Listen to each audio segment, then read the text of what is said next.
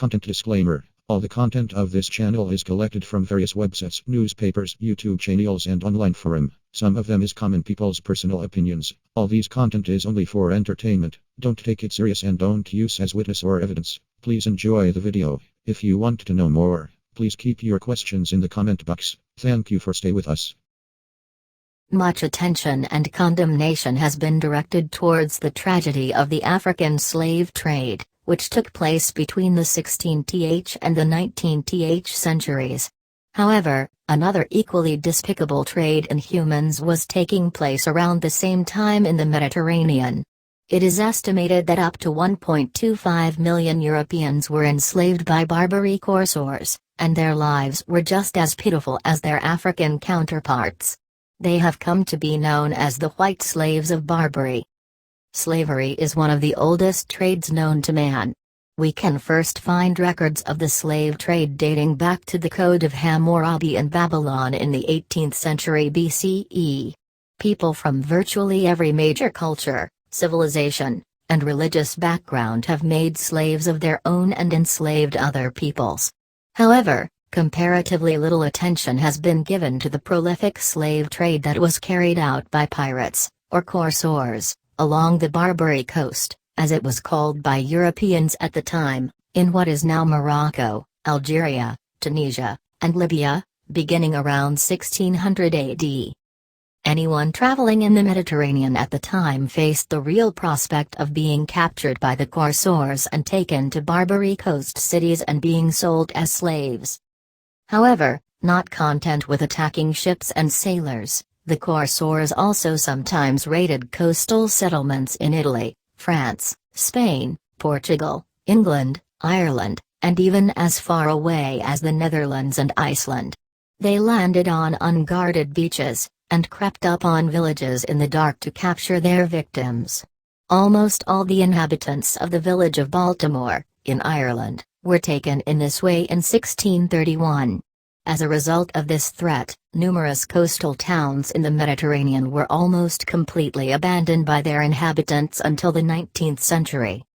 The sacking of Baltimore. The raiding of the coastal village of Baltimore on Ireland's southwest coast is one of the more horrific acts performed by the Barbary corsairs.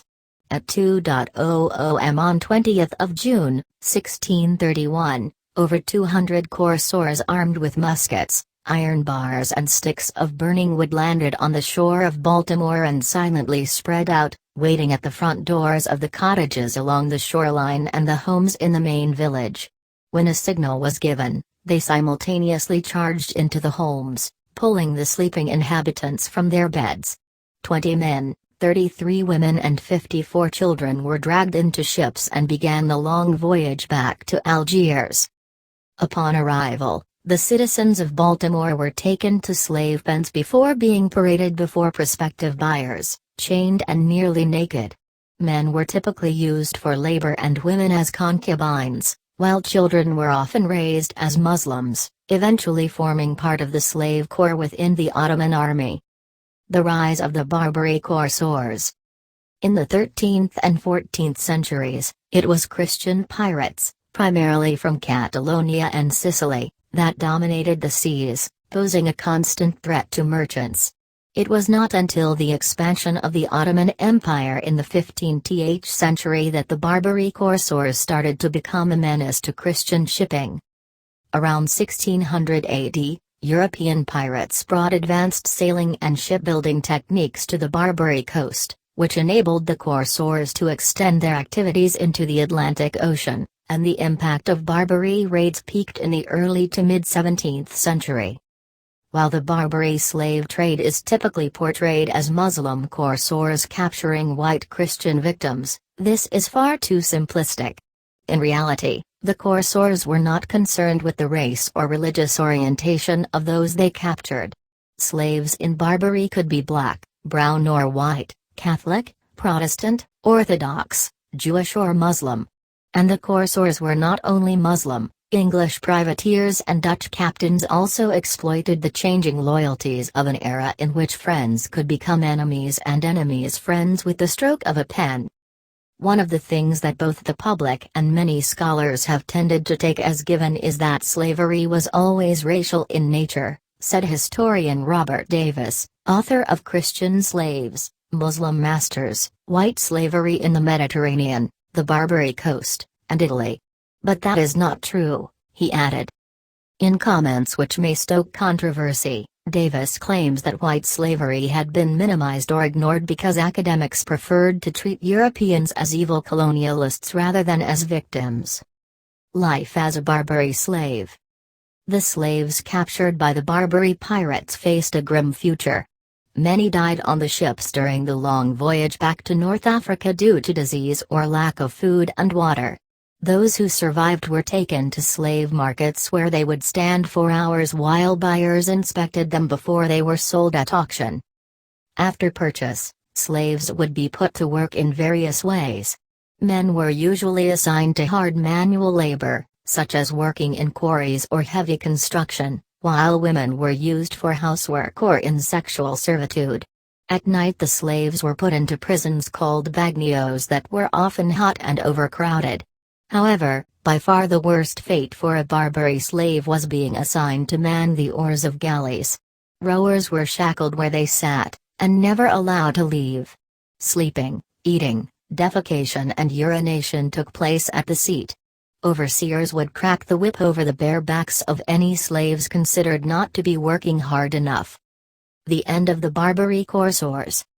Corsair activity began to diminish in the latter part of the 17th century, as the more powerful European navies started to force the pirates to cease attacking their shipping.